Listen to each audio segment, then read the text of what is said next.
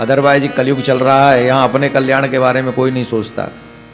भविष्यमाल का उड़ीसा के संत हुए, उन्होंने लिखा है, भैया हमको दे के गए, संत जी ने भविष्यवाणी की है। वैसे कलयुग की आयु 4,32,000 वर्ष की है, पर भविष्यमालिका में लिखा हुआ है कि 5,000 में ही कंप्लीट हो जाएगा।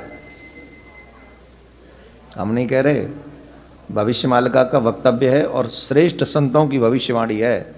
तो आप शॉर्ट में अगर समझना चाहते तो इतना समझ लो, 2025, 2026, 2027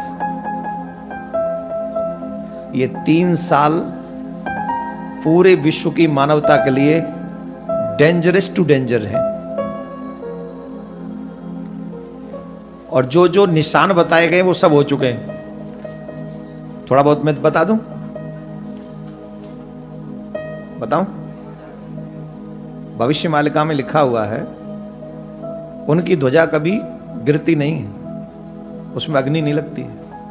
और मंदिर, वो पहला मंदिर ऐसा है जगन्नाथ प्रभु का, जिस मंदिर पर कोई भी जो अपवित्र पक्षी हैं वो बैठते नहीं हैं। जो अपवित्र पक्षी हैं वो उस मंदिर के ऊपर नहीं बैठते हैं। लेकिन भविष्यमालिका में लिखा है, जब वो बैठने लगे तो समझना कलयुग का अंत होगा। जब ध्वजा जलने लगे तो समझना कलयुग का अंत होगा। और अंत समझ रहे हो ना कैसा होगा? 6-7 अरब है ना हम लोग, 30-35 करोड़ रह जाएंगे टोटल। जो सत्युगी माइंड वाले होंगे वही रहेंगे, जो खाने पीने वाले होंगे सब सियावर रामचंद्र के जमराज के धाम में। It's not my opinion, am I right? और पिछले 2005 से लेके ये सब घटनाएं घट रही हैं जगन्नाथपुरी के मंदिर में। You can see on internet, in Google.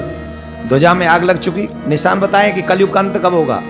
बोले ध्वजा में आग लगेगी, जिन पक्षियों को नहीं बैठना चाहिए वहां वो आके बैठेंगे, और लगातार आके बैठ रहे हैं। और उन्होंने कहा है कि कलयुग का अंत तब समझना जब 19वां राजा राज्य कर रहा होगा। पढ़ा है ना मैंने, 19वां राजा राज्य कर रहा होगा। और जब 19वां राजा राज्य कर रहा होगा तो उस राजा के संतान नहीं होगी, उस राजा के संतान नहीं होगी। और जब उस राजा के संतान नहीं होगी तो समझना कलयुग का अंत हो रहा है। और वर्तमान में जो राजा हैं उनके संतान नहीं है। No, don't laugh. और 19 में ही हैं, और 19 में भी हैं।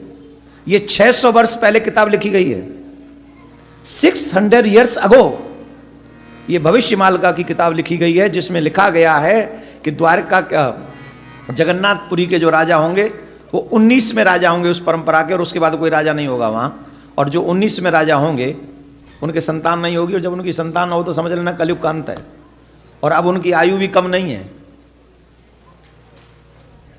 राजा की आयु भी लगभग 1970 में वो राजा बने, और तब 19 साल के थे। 1970 में बने थे, 19 साल के थे, तो मतलब 51 का उनका वर्थ है। तो आज कितने के हो गए? कितने दिन और? उन्हीं के रहते हुए कलयुग का अंत होगा। और उसमें यह भी हिंट दिया गया कि उस समय भारत का राजा कौन होगा, और संयोग से वही राजा है। बहुत सारी भविष्यवाणी उनकी सच हो चुकी हैं। 2 से 3 साल हम लोगों पे हैं, लेकिन उसमें यह भी कहा गया है बचेंगे कौन?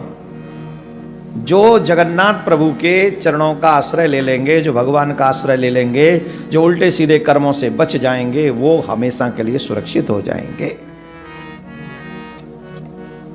नाउ यू से, कितने साल रहना चाहते हो? 2-3 साल? तो enjoy your life, do whatever you want. और if you want to live long, then you do what I say, what your ग्रंथाज से। Take heed of lord Krishna, भगवान के चरण पकड़ लो, उनका नाम गाओ, शिव की शरण हो जाओ, कल्याण हो जाएगा। अच्छा, इसमें मुझे भविष्य वक्ता मत समझना। फॉर योर काइंड इन्फॉर्मेशन में आप तो फिर भी इंटेलिजेंट है, मैं तो वो भी नहीं हूं। मैं तो आपसे 4 कदम पीछे हूं, आगे नहीं हूं। तो कहिए मत समझना देवकीनंदन ने कहा था, भविष्यमालिका ने कहा था, रेफरेंस दे रहा हूं, पढ़ लो। और वो भगवान के 5 सखाओं में से एक हैं। अब वो मिथ्या नहीं लिख सकते, तो समझ लीजिए, हाथ जोड़ लो, प्रार्थना कर लो, बचा लियो ठाकुर जी। जो यहाँ आए हैं, जो ठाकुर का नाम ले चुके हैं, गोविंद सनातनियों को तो बचा ही लेना, बाकी का जिनको देखना वो देख लेना, आई डोंट माइंड। हाँ 57 और 89 को तुम देखना, हम पे तो एक भी कंट्री नहीं है सरकार, हम तो विदाउट कंट्री जी रहे हैं।